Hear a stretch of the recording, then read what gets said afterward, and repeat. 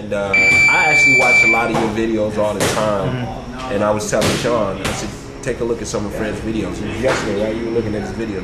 I was telling him to take a look at some of your videos because they're very inspiring and thought-provoking. Is this you too, Ben? Congratulations. No, it's family. You wouldn't? All right, shit. He shot my documentary. So, and I appreciate y'all, man. Like, I don't read too much, you know, but I know, like, the guys that are out there pushing and fighting and trying to get people to see things, you know, the right way. I know that y'all been doing your thing, man. And I know people try to, you know, quiet y'all down and stuff like that. And I couldn't tell you, man, guys like yourself. The stuff you're doing, it's something you can apply to your life. So. Barbershop conversation, guys. You know, I'll preface this video by saying a lot of you guys, many of you guys disagree with my stance on Shawn Porter. Well, I have the same stance on Anthony Joshua. Anthony Joshua should not fight Deontay Wilder next, and for a couple of reasons. One, and I'm not. Oh, let me put a disclaimer out before Deontay Wilder listen to this video. I fucking love Deontay Wilder. I support him 1,000%. I am unwavering a Deontay Wilder.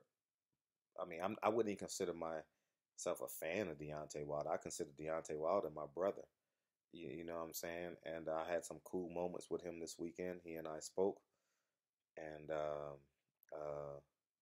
we looked each other square in the eye and had great not extended conversations, you know, 2 or 3 minute conversations, but there was a great deal of respect there, and that's where I'm at with it. Now, I'm not speaking on behalf of Deontay Wilder right now and boxing fans all across quote unquote America. I'm speaking about Anthony Joshua and what he should do. Anthony Joshua should not fight Deontay Wilder next. And I'll tell you this. You don't fight a man at the height of his powers. I mean, boxing fans, do I want this fight next? Yes. Will I be at the fight? Yes, because I believe the fight will be in America. And it will be the biggest fight since Pacquiao Floyd. And so from a selfish perspective and a boxing fan, yes, he should fight. Anthony Joshua should fight Deontay Wilder, but in a realistic sense, I wouldn't fight. If I'm Anthony Joshua, I would not fight Deontay Wilder till 2019. And I will say Deontay Wilder probably personally scared him to 2019 after last night's performance. But the reason why I say this, he was scheduled to fight Pulev to Tottenham and got 70,000 people in the arena. And I'm willing to bet he made double figures in terms of millions of dollars, right? If you can do that 2 more times, you secured your last name of your family with great investments forever. I mean, no, literally forever. Not next generation, not generation after that, but with proper investments, buy property, invest in long-term ideas, because you don't need short-term investments now because you have $30-40 million. And your family can be worth hundreds of millions of dollars in the next generation. And I would say at least 100, not hundreds. And it would grow from that point on. And Anthony Joshua should do that 2 more times. I don't care who he fights, because he drew 68,000, 70,000 with Pulev and Tottenham. So who gives a fuck who he fights? I don't know who's in line, who should be in line, but the Deontay Wilder I saw last night was Michael Jordan hitting 7 3-pointers against the Portland Trailblazers. It was when you see people at the height of their powers. Was it Emmitt Smith when he had? Did he get 20 touchdowns in one season? No, not 20. Somewhere in there. You know, Adrian Peterson running for 2,000 yards. The running back from Baltimore, Lewis was his name, running for 2,000 yards. Julio Jones, a couple years ago, you know, had a hell of a season. You never want to face anyone at the height of their powers. They're basically untouchable. When the athlete's at the height of their powers, they're basically God in a uniform. And Christians don't get mad at me, but I'm just being like, I'm trying to help you understand how great people are. And I'll use my example. Like when I was my last 3 years of teaching, I believe I was the best teacher probably in America. I was definitely the best teacher in my school district. But that was low hanging fruit, you know. And Deontay Wilder is the baddest man on the planet right now. And you may see the selfishness in us wants to see that happen. But truth be told, you don't want to play against Michael Jordan 91, 92, 93. No, you can't beat him. He took 2 years off, and you're hoping you could beat him when he came back, but he still was good enough to win 3 more in a row. Hakeem was lucky enough to get 2, and Michael Jordan would have had 8 championships in a row. You know what I'm saying? And I just think that as sports fans, we need to fully understand that it's a business before it's a sport. You understand what I'm saying? And just like in real life, you got to do what you need to do before you do what you want to do. Anthony Joshua is not afraid of Deontay Wilder. There's no such thing as boxers being afraid to fight. There are no Mike Tysons in boxing today. Deontay Wilder is not Mike Tyson. Deontay Wilder is a special athlete that knows how to fight. And has unmeasurable power in that right hand. I'm not discrediting Deontay Wilder, not by any means of the stretch of imagination, but he's not a natural boxer. He's just a God-gifted athlete that found what he should be doing. And he is special. He is talented and has that eraser in that right hand that he could be down on cards. It doesn't matter. He's going to find a way to win, And what I saw last night was a man at the beginning of the height of his powers. For the next year and a half, 2 years, Deontay Wilder will be the baddest man on the planet. Whoever he beats will get destroyed, demolished, erased, beat down, because that's just who they are. Similar to when Floyd Mayweather fought Diego Corrales. That was the beginning of the height of his powers. Arturo Gatti, and you move on, but you don't want to face people in the height of their powers, man. Like when Manny Pacquiao was running through those Mexicans. You don't want them. There's nothing you can do. They'll just railroad you. LeBron James taking Cleveland to the finals against the San Antonio Spurs. There's nothing the Eastern Conference could have done. He didn't win the championship. He lost 4-1, I believe, to San Antonio. But when athletes are at the height of their powers, there's nothing you can do. Like Kobe and Shaq, they should have won 7 championships together. But, 2 men at the height of their powers couldn't coexist. You know what I'm saying? 96 through 99 Yankees, height of their powers. It's nothing you can do, man. It's literally nothing. Andy Pettit, John Wetland, Mariano Rivera, these guys, David Wells, these guys were at the height of their powers. It's nothing MLB could have done that could have denied them. And that's just the reality. And that's where Deontay Wilder is currently.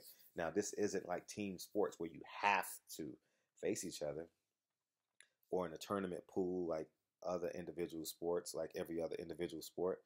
This is boxing where you handpick, when you have Anthony Joshua's in a position where he can handpick his opponent. And what you do is you carve your career based off of that. You handpick your opponent. I wouldn't want to face Deontay Wilder right now. I was in the bus. I was on the when I was going to the hotel. Leaving the hotel to the airport. I was in the shuttle with Dominic Brazil's team, and I told him, I said, you stay away from Deontay Wilder as far as you can. And I said, you go get your money.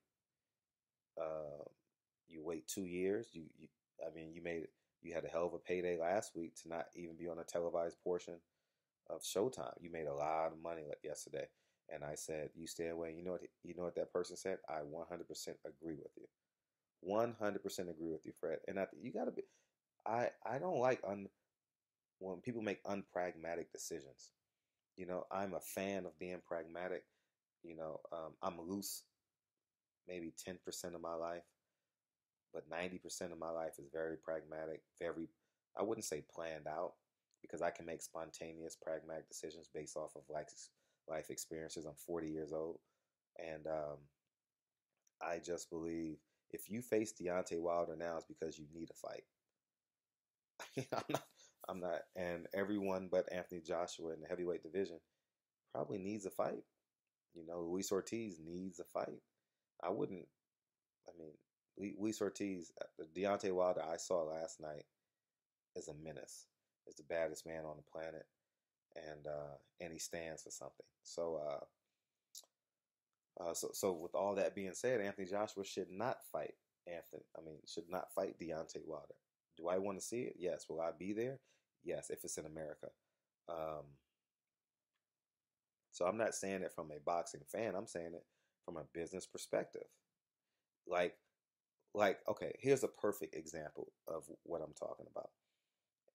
And Floyd Mayweather. Who should Floyd Mayweather? If Floyd Mayweather was a fighter, who should he fight? Ding, ding, ding. He should fight Keith Thurman, right? 100% he should fight Keith Thurman. He has both belts.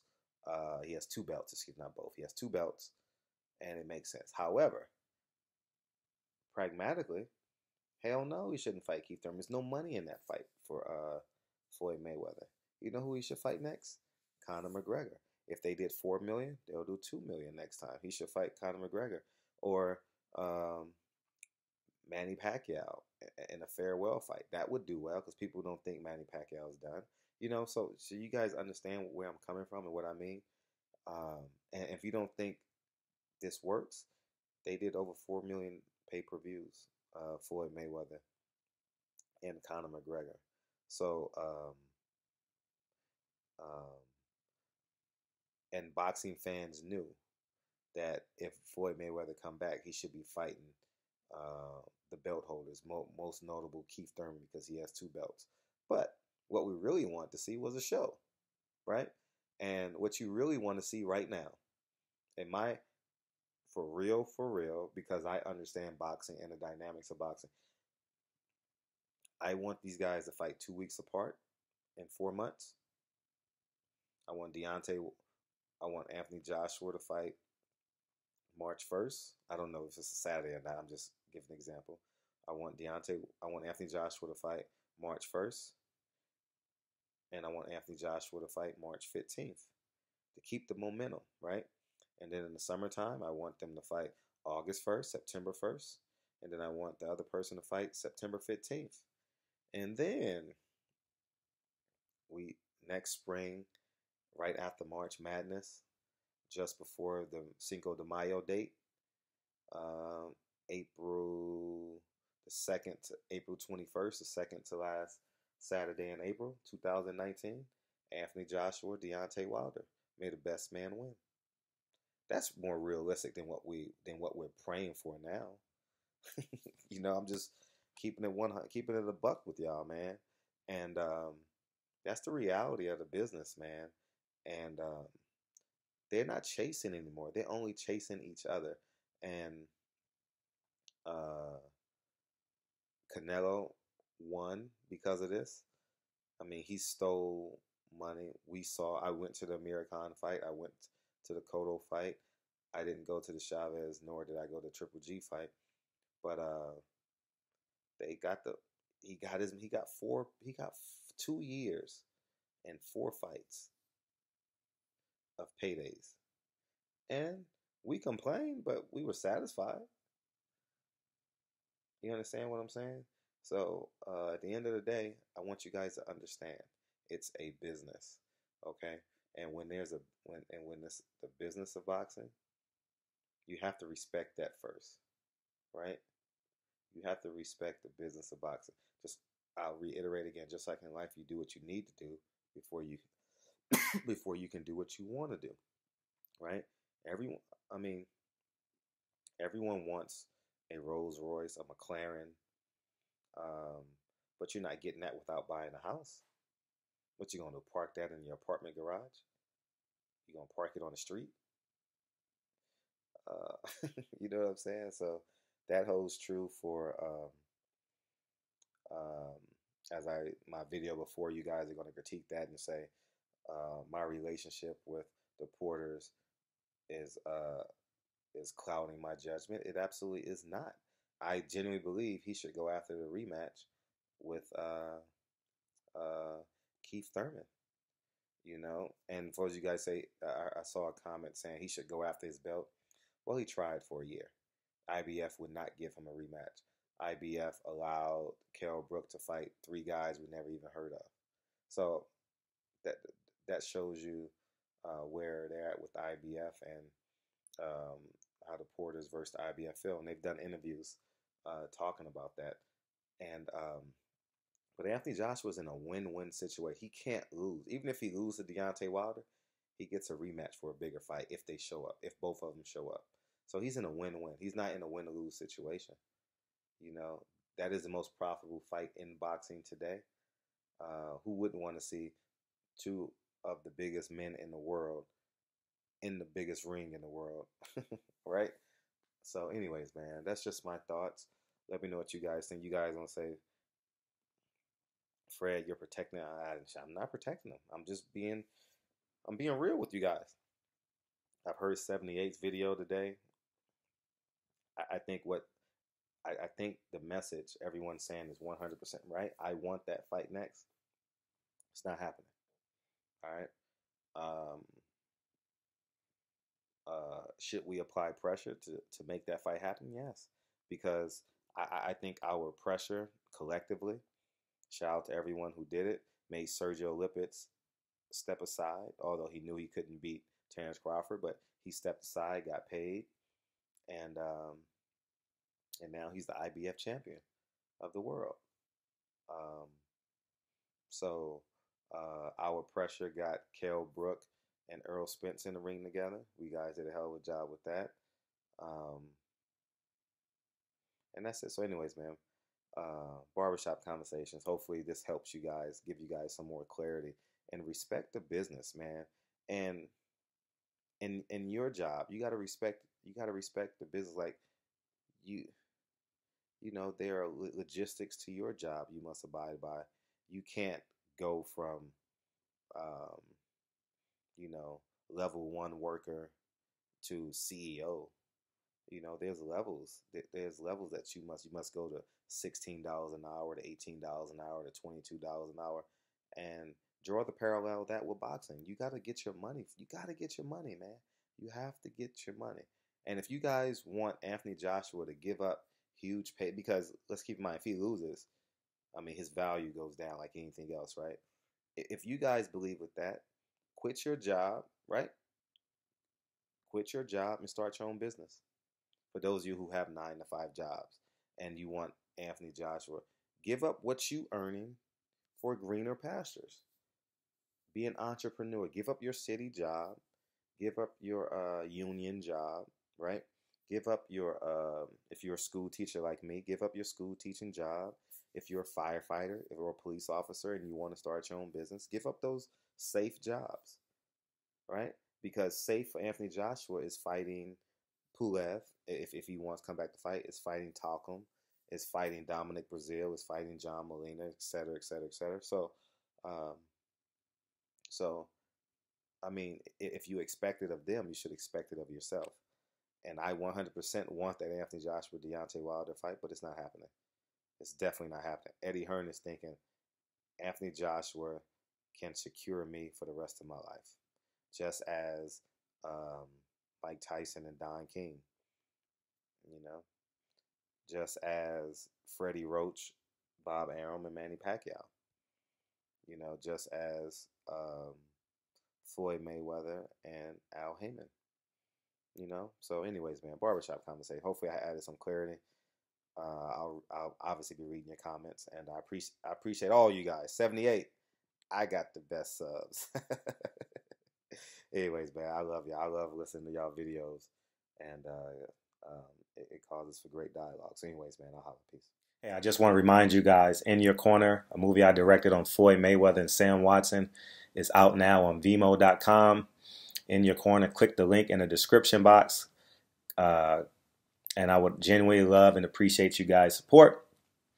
And don't hesitate to leave a comment and let me know what you thought of the film. And again, I appreciate you guys' support and enjoy the video. Peace.